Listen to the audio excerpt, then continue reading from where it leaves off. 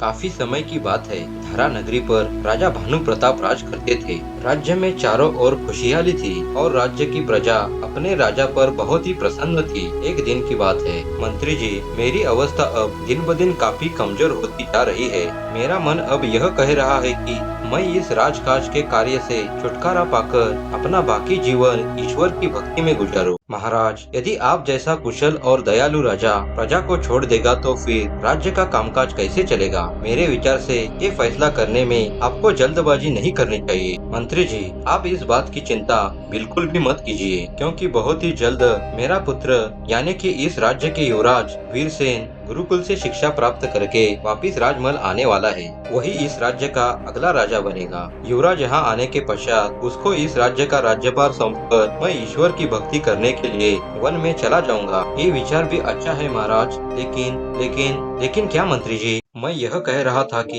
क्या इस समय युवराज को राज्य का कार्यभार सौंपना उचित होगा? इस बारे में आप अवश्य ही सोच विचार करें। मेरा तो सुझाव ये है, आप कुछ समय के लिए युवराज को राजपाट का कार्य समझाइए, उसके बाद ही आप राज सिंहासन का त्याग कीजिए। आपका विचार भी सही है मंत्री जी। युवराज के आते ही तुरंत उन्हें इतनी बड़ी जिम्मेदारी सौंपना उचित नहीं होगा। आप ही बताइए मंत्री जी, ऐसे समय में हमें क्या करना चाहिए? मेरे विचार से आप युवराज के साथ 1 वर्ष तक राज्य का कारोबार संभालिए। युवराज को बताइए कि राजपाट किस तरह से चलाया जाता है। राज सिंहासन संभालने के सारे तरीके उन्हें सिखाइए। एक बार युवराज उन सभी कार्यों में निपुण हो जाए, उसी समय आप अपना निर्णय ले सकते हैं। ठीक है मंत्री जी, हम ऐसा ही करेंगे। हम अपने पुत्र के आने की प्रतीक्षा करेंगे, उसके बाद ही कोई निर्णय लेंगे। ठीक उसी समय राज्य में जगह जगह पर चोरियां होने की घटनाएं राजा के कानों तक पहुंच रही थी। उसी वक्त राज्य में एक साधु महाराज आया था। मुझे बचाइए साधु महाराज, मुझे बचाइए।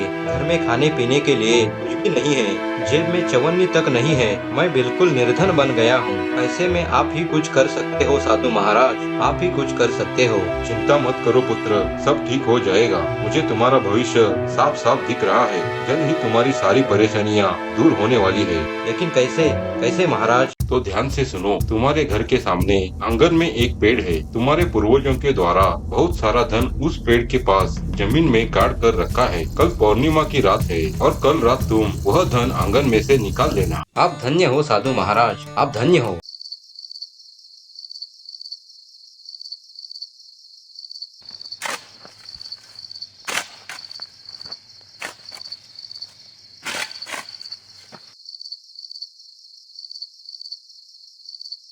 वो साधु महाराज तो बहुत ही ज्ञानी है। सच में ही उनके कहने के अनुसार खजाना हाथ लगा है। साधु महाराज की जय हो, जय हो साधु महाराज। सारे नगर में यह खबर फैल चुकी थी कि साधु महाराज के बताने पर सदानंद को अपने पूर्वजों का खजाना मिला है। धीरे धीरे सारे राज्य में खबर फैली कि साधु महाराज भविष्य बताने के साथ साथ लोगों को पूर्वजों के द्वारा छुपाए खजाने के बारे में भी बताते हैं। इधर युवराज भी अपनी पढ़ाई पूरी करके गुरुकुल से अपने राजमहल वापिस लौट आए।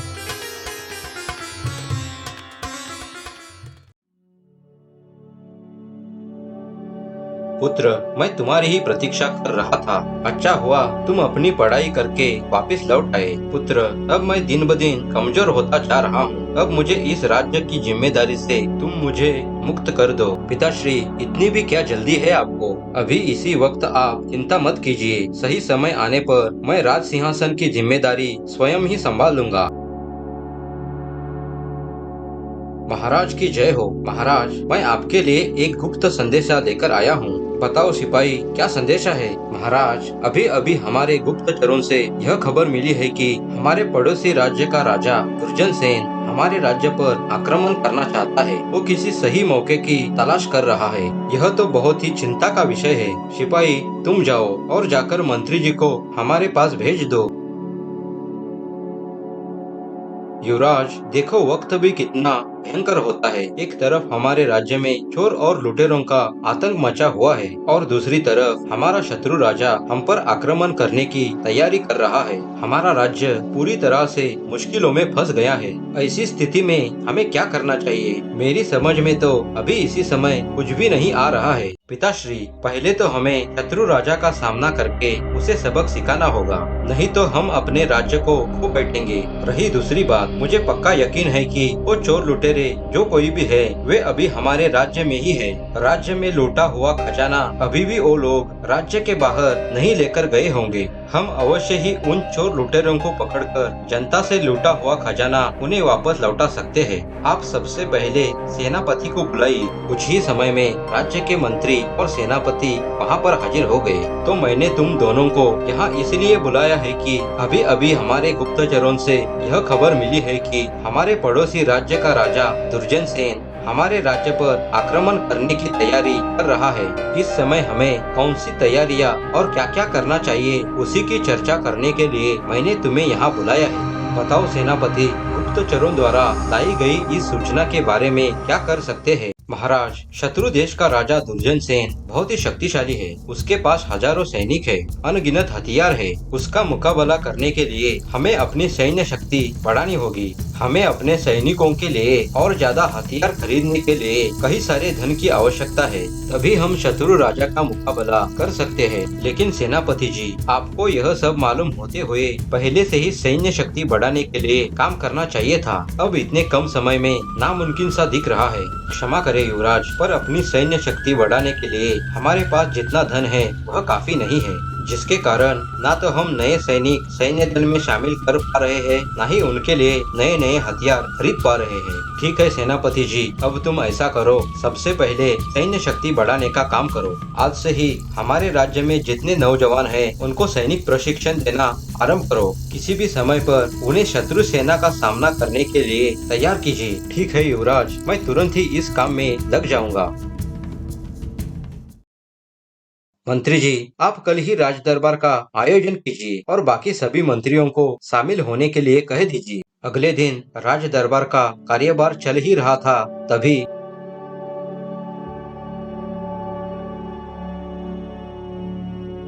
आप कौन हो साधु महाराज, और यहाँ किस लिए आए हो? महाराज, यह साधु महाराज तो बहुत ही पहुँचे हुए हैं। साधु महाराज भविष्य बताने में महारत है।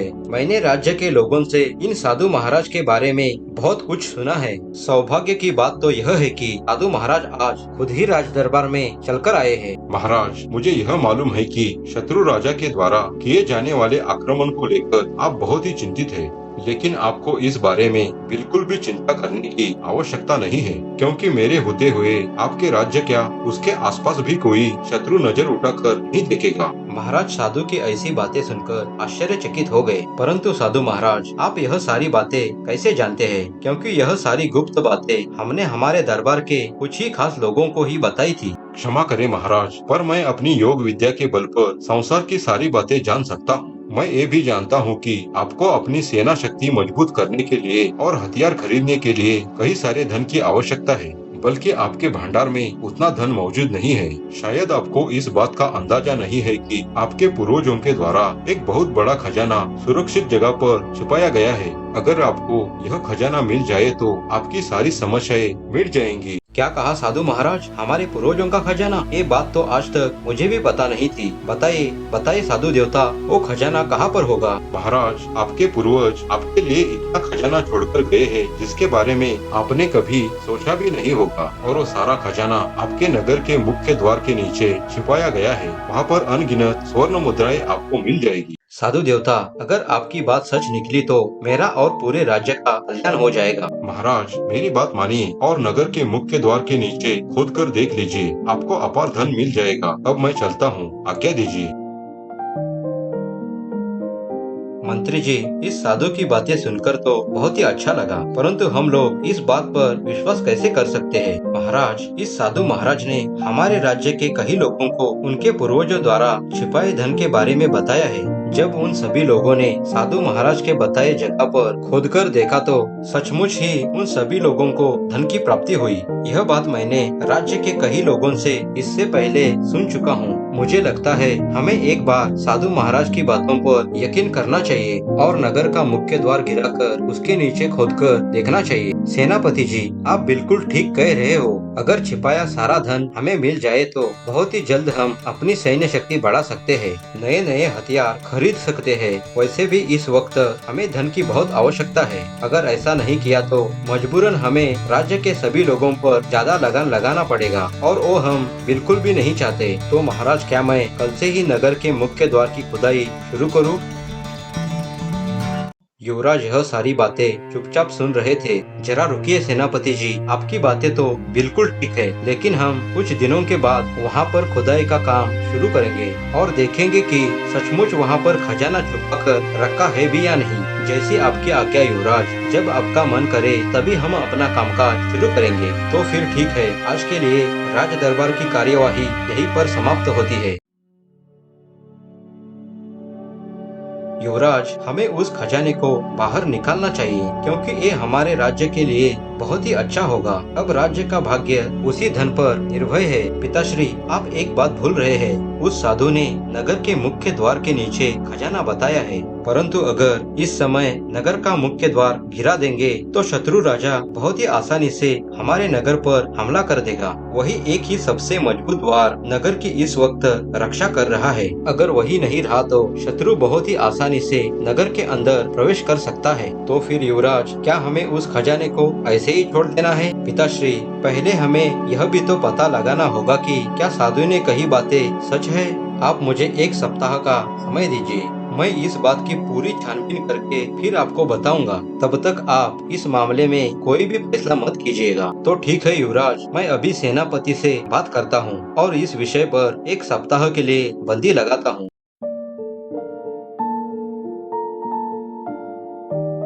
युवराज की जय हो। बताइए युवराज, यहाँ कैसे आना हुआ? अरे मित्र, तुम मुझे युवराज नहीं बल्कि वीरू कह के पुकारो। हम दोनों तो बचपन के मित्र हैं। नहीं मित्र, आप तो राजा के पुत्र हो और हमारे होने वाले महाराज भी आप ही हो। अरे फिर से वही बात। चलो ठीक है, मैं यहाँ इसलिए आया हूँ क्योंकि इस राज्य में सबसे वफादार और भरोसेमंद तुम ही हो। इसीलिए तो तुम मेरे पिताश्री यानी कि महाराज के विशिष्ट अंगरक्षक हो। हम दोनों को मिलकर एक काम करना है। बताइए युवराज, मुझे क्या काम करना है? मित्र, हमारे नगर में एक नए साधु महाराज आए हैं। उनके बारे में तुम्हारा क्या विचार है? हाँ युवराज, मैंने भी उस साधु महाराज के बारे में बहुत कुछ सुना है। राज्य के लोगों का कहना है उन साधु महाराज के कहने पर उनके पूर्वजों द्वारा छिपाया हुआ खजाना उन्हें मिला है। साधु महाराज ने किस जगह पर खजाना मिलेगा बताया है, उन्हें वो खजाना उसी जगह पर मिला है। मित्र, मैंने भी बिल्कुल यही सुना है। चलो हम दोनों मिलकर एक छोटा सा काम करते हैं। कुछ ही समय के पश्चात दोनों ने अपना अपना भेष बदल लिया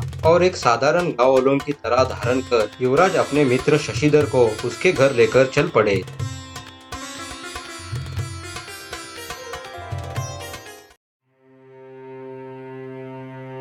देखो मित्र, इस पोटली में 1000 स्वर्ण मुद्राएं हैं। ऐसा करते हैं, हम यह स्वर्ण मुद्राओं से भरी पोटली इसी कमरे में खोदकर छिपा देते हैं। परंतु युवराज, मेरे ही घर धन क्यों छुपाना है? मुझे तो कुछ भी समझ में नहीं आया। देखो मित्र, हम यह धन यहाँ पर छिपाएंगे और साधु महाराज से जाकर धन के बारे में पूछेंगे।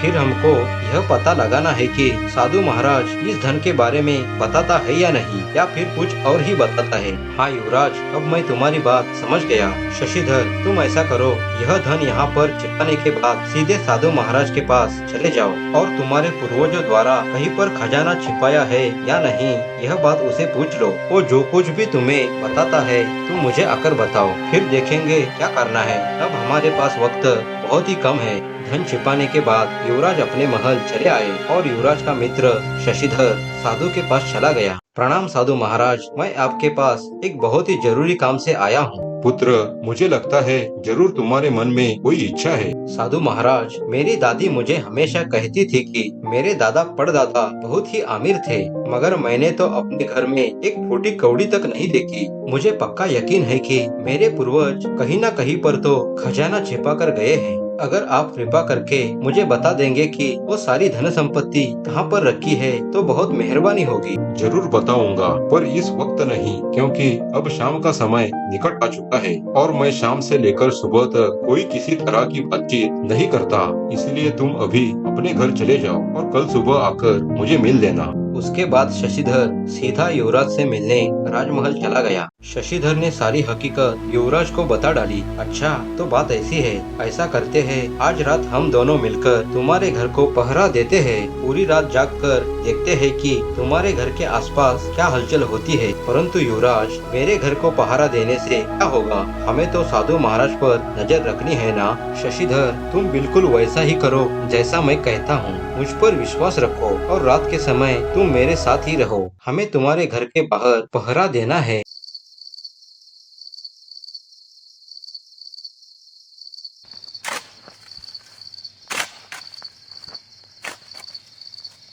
देखा शशिधर, यानी मेरा शक सही निकला। वो आदमी गड्ढा खोदकर कुछ छिपा रहा है। मुझे पक्का यकीन है कि यह काम उस नकली साधु का ही है। हाँ युवराज, आप ठीक ही कह रहे हो। यानी वो साधु यहाँ पर स्वर्ण मुद्राएं छिपाकर कल मुझे धन के बारे में बताने वाला है। इसका मतलब ये है कि वो जिस किसी को भी धन के बारे में बताता है, उसे अगले दिन आने को कहकर रात के समय खुद वहाँ पर जाकर स्वर्ण मुद्राएं छिपा कर रखता है। जरा ध्यान से तो देख लेता हूँ कि वो आदमी है कौन।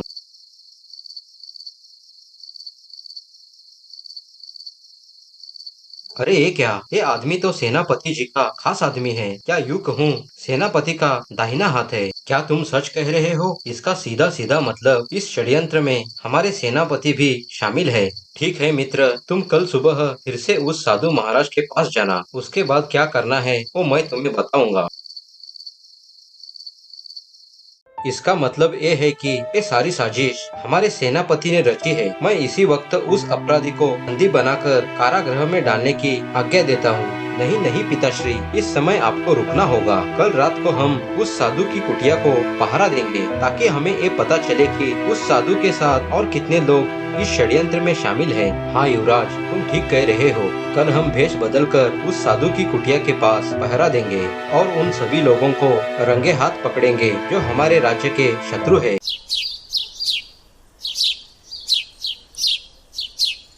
पुत्र, मैंने अपने योग विद्या के बल पर ये देख लिया है कि तुम्हारे पूर्वजों ने तुम्हारे लिए खजाना कहाँ पर छिपा कर रखा है। तुम्हारे घर के सामने जो पेड़ है, तुम वहीं पर खोद कर देख लेना। वहीं पर तुम्हें 1000 स्वर्ण मुद्राएं मिल जाएंगी। मैं तुम्हारा बहुत ही आभारी हूँ साधु महाराज। आपने तो मेरी सारी समस्याएं दूर कर दी। अब मैं चलता हूँ। शशिधर ने सारी बात युवराज को बता डाली तो मेरा शक सही निकला। हम लोगों ने जहाँ पर धन छुपाया था वो जगह छोड़कर साधु ने उस आदमी ने जहाँ पर धन छुपाया है उसका पता तुम्हें बताया। मुझे पक्का विश्वास है कि वो साधु और कोई नहीं बल्कि हमारे शत्रु राजा दुर्जन सेन का गुप्तचर है।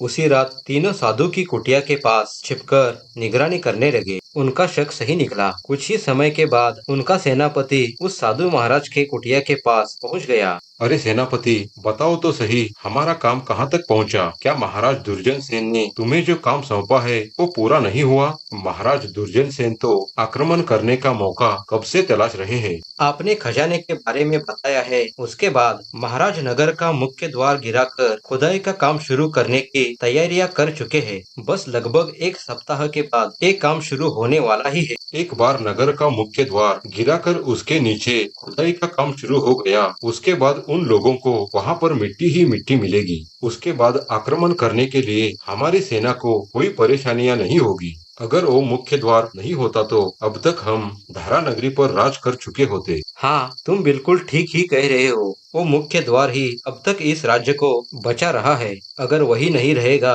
तो इस राज्य की रक्षा नहीं हो पाएगी। आपने तो सही योजना बनाई है। पिछले 1 महीने से आप जो मेहनत कर रहे हो ये उसी का फल है। हम जल्दी ही हमारे कार्य में सफल होने वाले हैं। तुमने बिल्कुल ठीक ही कहा। इस राज्य के सभी लोग मुझ पर विश्वास कर चुके हैं, यहाँ तक कि तुम्हारे वो बुद्धिमान राजा भी। ये सब तो ठीक है, पर मेरे बारे में दुर्जन सेन ने क्या कहा? महाराज ने क्या कहा है उसकी चिंता तुम मत करो। इस राज्य पर कब्जा करने के बाद दुर्जन सेन तुम्हें ही इस राज्य के राज सिंहासन पर बिठा देंगे। सेनापति, तुम इस राज्य के होने वाले महाराज हो। ये सब आपकी सहायता से ही हो रहा है। आप जैसा गुप्तचर मेरे साथ नहीं होता तो ये सब नामुमकिन था।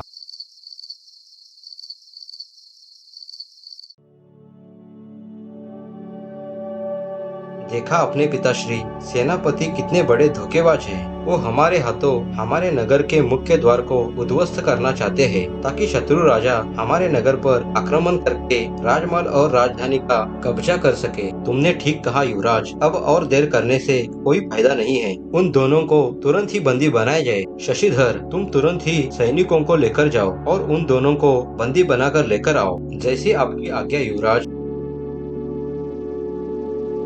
कुछ ही समय में शशिधर ने उन दोनों को बंदी बनाकर राजा के सामने हाजिर किया। सेनापति, मैं तो तुम पर कितना विश्वास करता था, लेकिन तुमने इसके बदले में विश्वासघात किया, हमारे साथ गद्दारी की है। इन लोगों को तुरंत ही कारागृह में डाल दो। अब से ये दोनों अपना जीवन काल कोठरी में सड़ेंगे।